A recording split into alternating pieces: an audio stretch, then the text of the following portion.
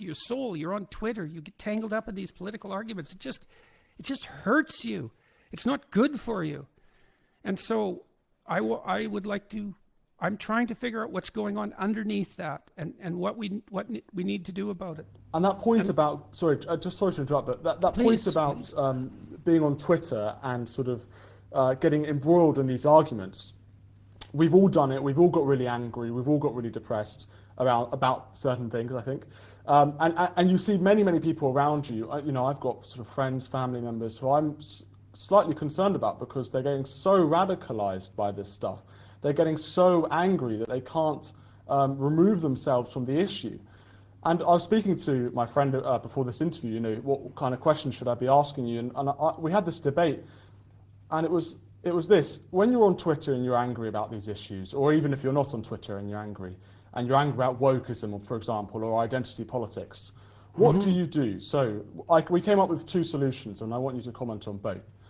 I said, well, look, the thing that helps me is to switch off. I just turn off all my devices. I go for a run, I go for a walk, I go on holiday and don't think about these things. And I feel so much happier and I come back refreshed. And unfortunately, I have to think about these things for my job, but if I didn't, I probably wouldn't think about them as much as I had to. My friend said, no, it's our duty to fight this stuff. It's our duty to try and change the way that society is heading. It's our duty to try and get involved in this debate and get involved in this argument. So what is the solution? What should we do? Who's right? No, I think you're both right.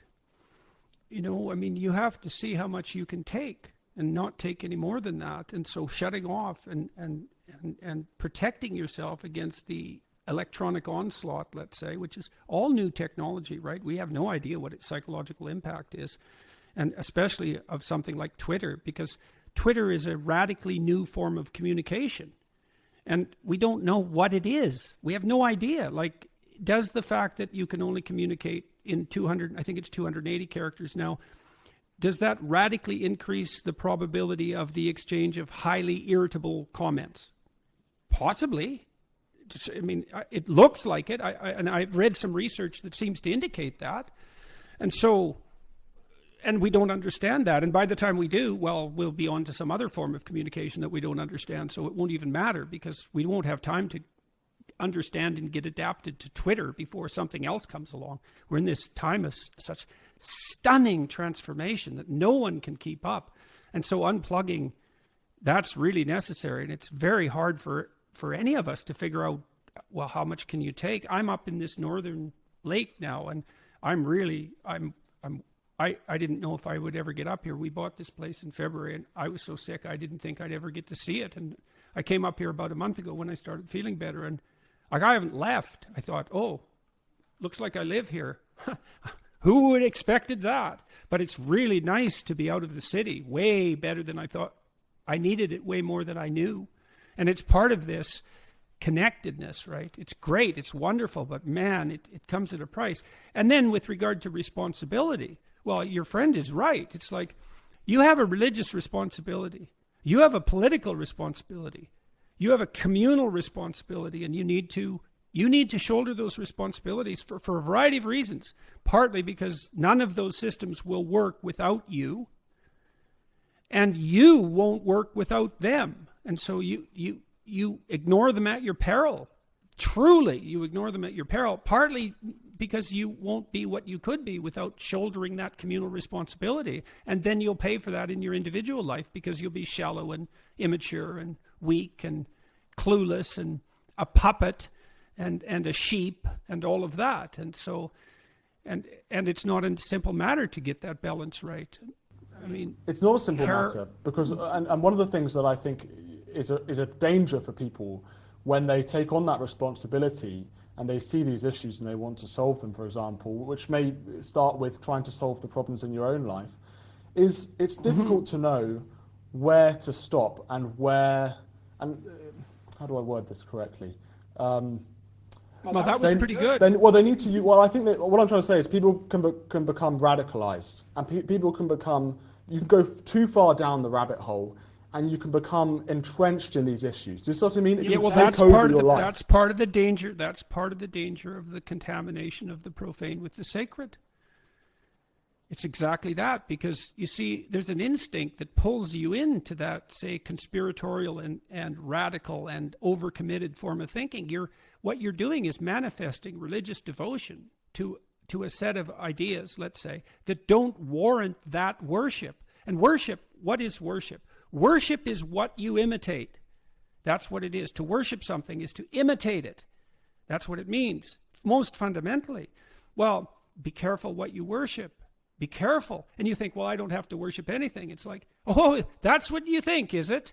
Well, don't be so sure that all those people who lived before us, who insisted that you did have to worship something and that you should be very careful about what it was, don't be so bloody sure they were stupider than you. And so you see, so many people, well, lots of people, for example, are radical about their atheism. And somebody wrote me the other day and said, oh no, it was a YouTube comment, said, I was one of those radical atheists. This is what the guy said. But I was like brutalized by fundamentalist religious people when I was growing up. And lots of atheistic people are like that. And I wrote back briefly and said, yes, point taken. I understand that the excesses of a certain kind of religious ideation have produced this counter-reaction, this emotional counter-reaction. But that's religious fervor. So let's say that we're prone to religious fervor because we need to be committed to what is important. Well, then we need to figure out where that instinct should be oriented. And this is why I'm so interested in the idea of the logos, because that is the Western world's attempt to answer that question. What is this logos? Well, it's the root word of logic, so rationality is embedded in it. It's a very important part of that. It's also that element of consciousness that interacts with the ground of being to produce phenomena, to produce experience, the world of experience. It's a world engendering force.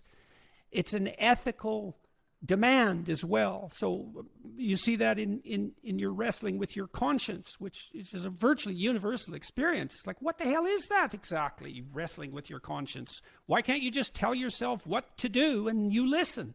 Well, you're not like that. Something in you resists. Well, what is that thing that resists, and what's it related to? That's the Jungian self, by the way, technically speaking. It's the totality of what you could be, manifesting itself in objection to your narrow-minded rational fervor, let's say, something like that, or it's something like that. But so you want to be religious about the right things, and that's partly, again, why my emphasis is on the individual. I've struggled in some sense with committing to the spiritual or the political my whole life. It's always because I was interested in politics since I was like 5, like really, really young. And I always considered a political career. And many people have asked me, I don't think I have the emotional stability for it, frankly speaking.